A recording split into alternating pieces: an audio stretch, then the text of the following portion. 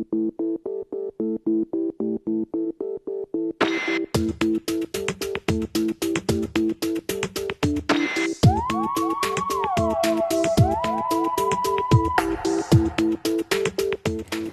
order to understand economic policy making, we have to start back with the basic indicators, the basic numbers that tell us what's happening in a macroeconomy. Now, you have to remember that a country's economy, a macroeconomy, is a dynamic, vibrant, immensely complex organism. It's moving all the time. It's not stable.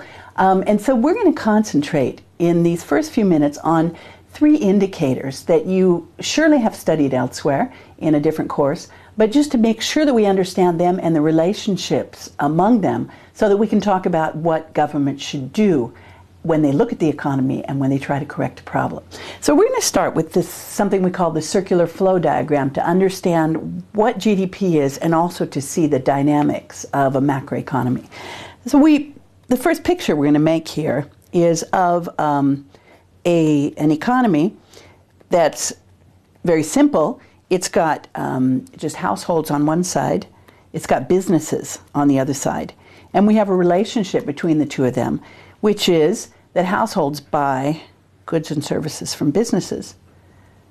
And the businesses then pay income to households in the form of wages, interest, rent, whatever. Now, what households buy from businesses is something we call consumption. And this is the biggest part of GDP. It's very stable. What people tend to buy in order to live is not going to fluctuate a lot over time.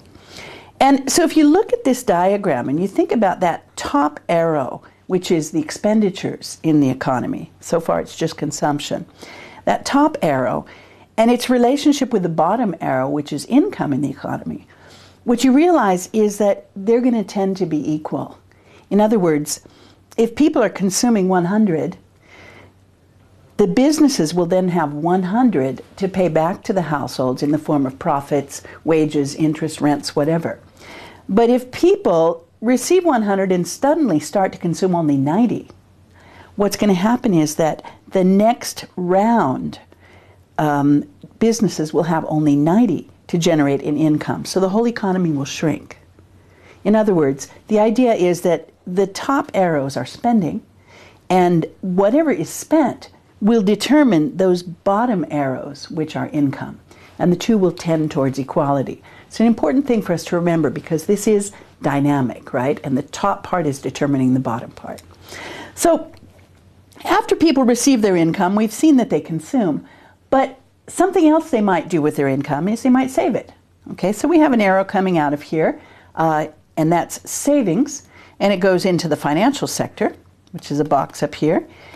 And once it's in the financial sector, it may come back into spending again in the form of investment. Okay? Now, something we need to understand is that it's one group of people that does the saving and another group of people that does the investing. So there's no reason for those two to be equal. In other words, I might be saving money because I'm thinking about my future. I'm thinking about getting my children through the university. I'm thinking about my pension, my house I want to buy. And investors might go and borrow the money I saved because they want to build a new building because they think that the future is going to be really bright.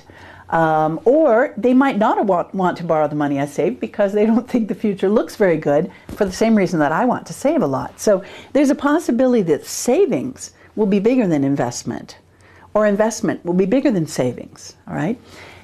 If this happens, I want you to just think for a minute, what is the effect on the economy? Imagine that we've got 100 on that bottom flow, 100 in income, and households receive it, they spend 90 and they save 10. Okay, so 10 goes into the financial system, all right? Now imagine that investors go to the financial system and they want to borrow only 5 of that 10. Okay, so we've got 10 going out and only 5 coming back in. This will cause the economy to shrink. In fact, we talk about, in the economy, we talk about things that are injections, which is money that comes out of the income stream and joins expenditure, all right? And then we have things that we call leakages. And that's money that was in that income stream and it leaves. So in this picture we're just drawing, A leakage is savings, all right? It was generated, it went into households' pockets, and they took it out of the income stream, all right? And the injection is investment, right? This is money that is out of the system, it's in the financial sector, and investors go and get it, bring it back in, all right? So that's an injection. And what you realize, if you think about this, is the economy will be stable at the place where injections equal leakages, all right? Now, if leakages, savings in this case, are bigger than injections, which is investment, you can see that the economy is going to decline, all right? We took out 10 and only 5 come back in. The economy will decline. And in this respect, it's important to think about the financial crisis. What happened when the financial crisis started? Well, people became very afraid because they realized that their house wasn't worth what they thought it was, that their mortgage was a lot bigger than they thought it was relative to the value of their house, that they might lose their job. They started saving more. Leakages grew. At the same time, investors looked at the future and they said, wow, this doesn't look good. I don't want to build that new factory because I don't know if I'm going to sell what I would produce in it next year. So they started investing less, okay? So the leakage became greater, the injection became smaller, the economy went straight down, okay? And that's the beginning of the financial crisis. Now, there's some other things that happen in the economy, just to go through them briefly. Besides saving some of our money, we also pay taxes with some of it, all right? In fact, we pay taxes every place in this circular flow. We pay taxes when we get our money, while we're spending our money, businesses pay, right? All kinds of taxes coming out. And these flow into the public sector, all right? And the public sector then puts the money back in the form of government spending or in the form of transfer payments to people, unemployment benefits, pensions, and whatever. So you see that we have a new leakage, which is tax, and a new injection, which is government spending. And again, now when we put all these together, we see that all leakages will need to equal all injections for the economy to be stable, all right?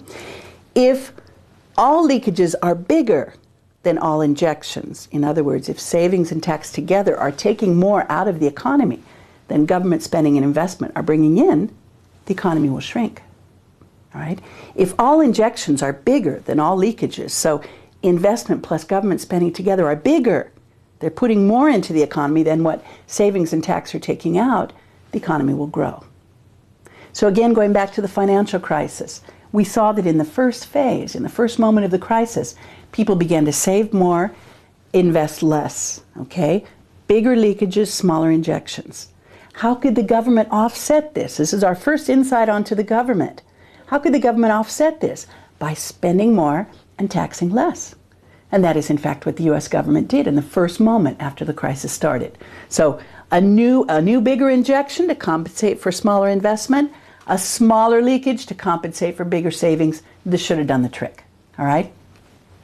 Now there's one other thing that happens in the economy just to understand the whole picture of GDP, and that is that we trade with foreign countries. So we've got a foreign sector out there, and we import from them, which takes some of our income and puts it in foreign countries. That's a leakage. And we export to them, which takes some of their income and shoots it into our expenditure stream. That's an injection, okay?